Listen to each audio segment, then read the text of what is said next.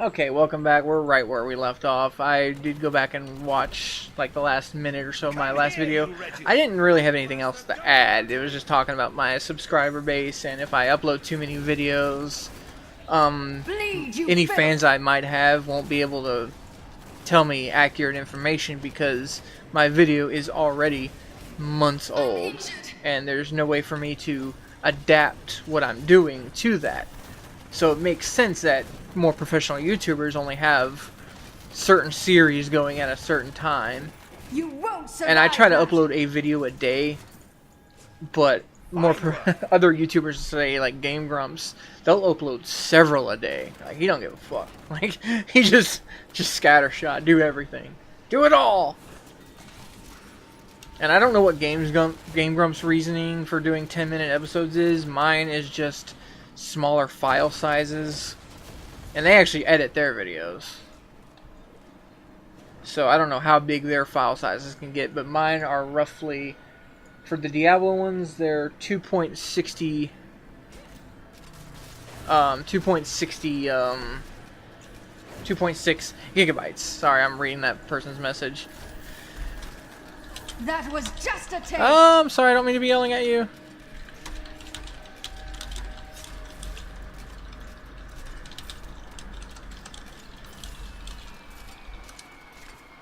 That's actually very true what I'm telling them. It's a very good compliment, or not compliment, but a criticism that the more infamous or famous YouTubers are constantly making jokes and stuff, and it works for Markiplier, it works for Achievement Hunter because they actually they have like a whole group of people to like bounce off of. And I'm actually a little bit funnier when I'm playing with like Watchtower friends and stuff. And that's what I was talking about earlier with the filler areas.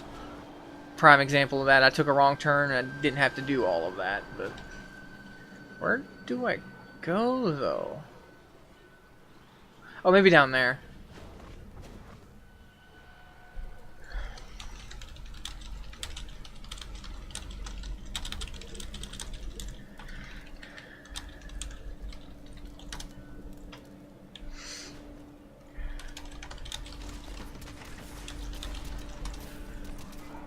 I'm actually glad I'm talking to somebody because that gives me a little bit to talk about. No, I am like I just said in that whisper, I am very much aware of how I sound. And it's partly because I try to keep talking I try to fill the dead air with commentary, but as a result, I legitimately run out of breath. Like, no joke. Now, I'm not even terribly fat. I'm probably classified as overweight, but I'm not obese or anything, so, like, I don't have fat crushing my lungs or anything. I'm just out of shape. I don't exercise. So that's why that's probably why I sound a little monotonous in certain occasions. Okay, we're coming up to the boss. But with that person saying, my new subby... Oh, that sounds sexual. My new subscriber is trying to tell me that I should have a little bit more passion. That is a perfectly legitimate thought. It's not one I'm going to be able to do because I am a dry commentator. I don't personable fellow, that Leork. I don't like to see forced jokes are irritating to me. A big offender of that, and I know this is not going to come to any surprise, but I do not like PewDiePie, and I disliked him even before all the racist controversy. I tried watching one of his videos when Amnesia: The Dark Descent was really famous with Let's Players. I tried watching him because I like watching horror game Let's Plays. I don't like playing them myself. And his jokes, I watched maybe a few episodes and I skipped around a little bit to wait for it to be entertaining. Perhaps. And let me get a drink here. Fear not, my friend. I would. He pretty much did the same two jokes over and over and over and over again. Usually about barrels. You will never defeat me. That's loud.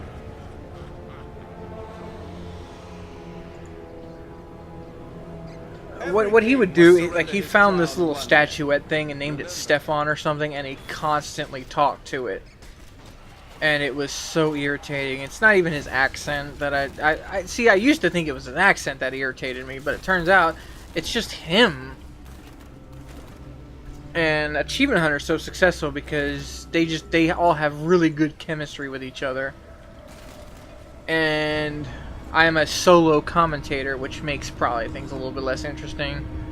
There's a lot of factors to going into why internet fame is not an overnight thing, and it is oftentimes a complete lucky fluke. I don't expect to become a renowned YouTuber to any degree. I just do this because I enjoy it. I find it fun. But no, I am not a very passionate commentator. Let's go ahead and stick around and watch his death. Oh, is that it? Alright, that's lackluster. That's fine. At last, the crater. Yay, we're here. Now, I already know the story beats of this. I know who this is and everything. But yeah, this turns out this is what's in the crater. So it was you who fell here and caused this chaos.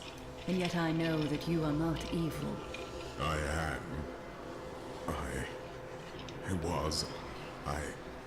I remember falling. Do you remember who you are? This. I am not your enemy. I think. Stuff is in my way. There we go. I believe I have come with a warning. The darkness. The darkness is coming. I don't remember. Perhaps Deckard Cain can help you. Come with me. Yep, this video might be a little shorter because it's actually getting a little bit late, and I do have to work tomorrow morning. Not super early, but I do have to be up at a proper time to rest and all that. So we'll do some dialogue. I might maybe kill some time explaining some of my gear does again. Why did I not? Oh, there we go. Hey, cutscene. That'll work. I ventured far to find the power behind the fallen star. But it was only a man. He can recall nothing of his strange arrival. Perhaps Cain will be able to find the truth of this matter. This game does eventually have proper cinematic cutscenes. Eventually, they're usually between acts. Oh, good lord, my inventory. I'm mass salvaging everything because I don't need any of this. Like, there's nothing a yellow can give me.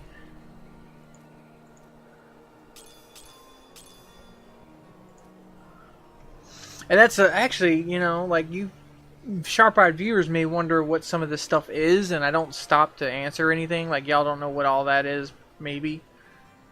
Why is that? Oh, I got. Oh yeah, torment. Yeah. All right. Sorry, something caught my eye. But we'll talk to Deckard here. Oh, never mind. Sorry. I found him at the center of the crater. No man could survive such a thing. Who are you? What are you? A warrior, I think. I came bearing grave news, but I cannot remember. Your message might be all that can save us from impending doom.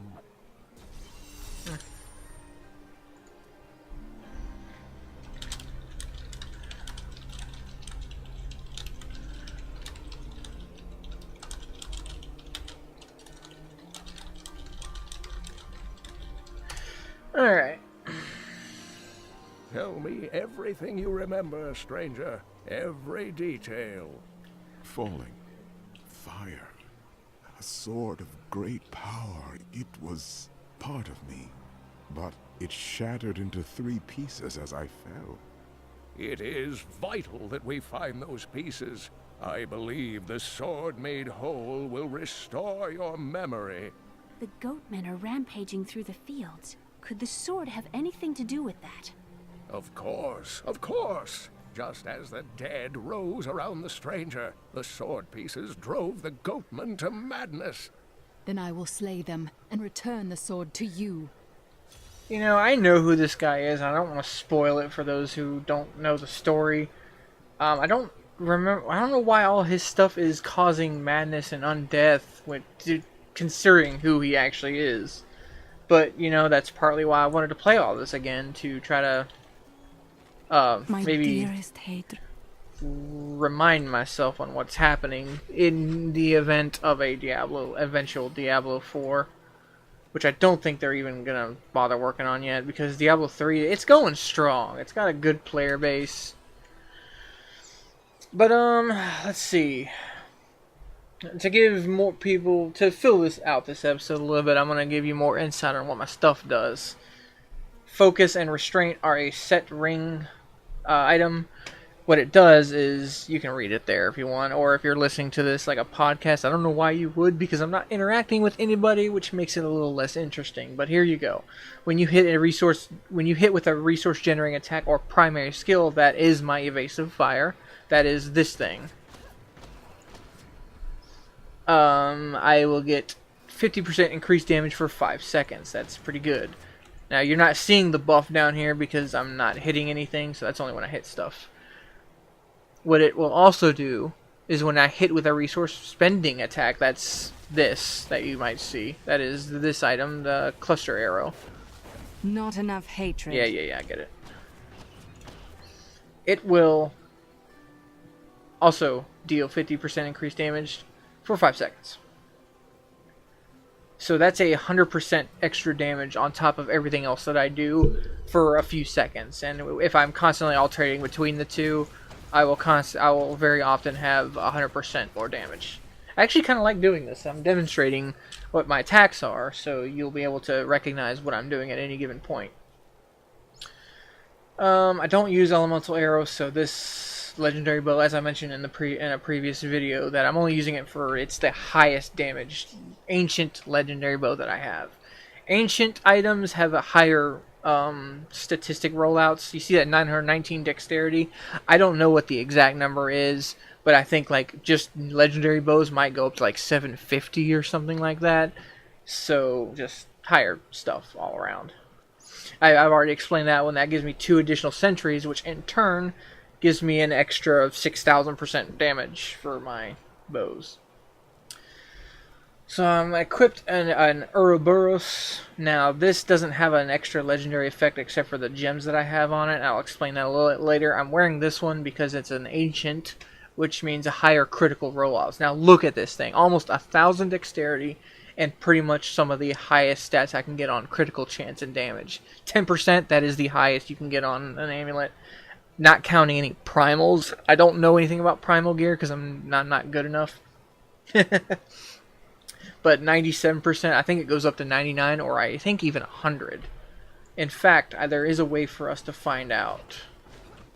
I'm not going to enchant it, but I think it will tell me. Oh, it's not going to tell me. I can't see it. That's unfortunate, so I don't actually know. What else I got? I don't like these. I'm mostly just wearing them for the stats. Crit. Every time you destroy a wreckable object, you get a short burst of speed. That's not that important. The meta, what I usually wear, is something I have in here, but I didn't want to hurt my damage any more than it already is. Where have I been hiding it? It's this right here. See, it's red across the board, but my hatred generators will reduce my damage taken by 33%. Now, that's pretty good for survivability, and it's still got the same crit chance, but a lot lower dexterity. So I might put that on me anyway, eventually. I do not know. That's definitely bouncing around in my thinker brain. Anyway, legendary gems are something that come from rifts and greater rifts and such. What I have on my Ouroboros amulet, Bane of the Trapped, increased damage against enemies under the effects of control impairing effects by 30.90%. That is my Polar Station sentries. You see that little aura there? Every time an enemy is in those, they're slow. They're frozen and slowed. They're not frozen like a pure crowd control, but they're slowed, and that gives me extra damage against them. Not just even from that, but actually I don't think I'm wearing that one anymore. Okay, instead of Blood Vengeance, I sometimes carry around Call of the Week. Increased damage against slowed or chilled enemies by 20%. So that's an extra 20%, but I don't know why I have this one on here. I don't know if I need that. Well, we'll keep it for now. Now, what I have on one of my rings is Zay's Zone of Vengeance. Stone, I can read, honest. Damage you deal is increased by 8% for every 10 yards between you and your enemy hit. Maximum 40%. That's pretty good. It's a level 51 legendary gem. Yeah, again, pros probably have these in their 80s and 90s and whatever, but so, and in addition to that, 20% chance to stun an enemy for 1 second. So that's extra damage from my other stuff as well. So I don't know how far a yard is. I really don't. So just farther I am away from them. This one's pretty good. Bane of the Powerful. Gain 20% increased damage for more than a minute, 83 seconds, after killing an elite pack. In addition to that, gain 15% increased damage versus elites and take less damage from them as well. So that's useful. I forgot to mention that the extra effect on that one, but that's not that important. So I think that covers most of my gear. I've already explained what my set does. What's my crit chance? 65% and almost 500% more damage. So that's pretty good. Those are some pretty good stats.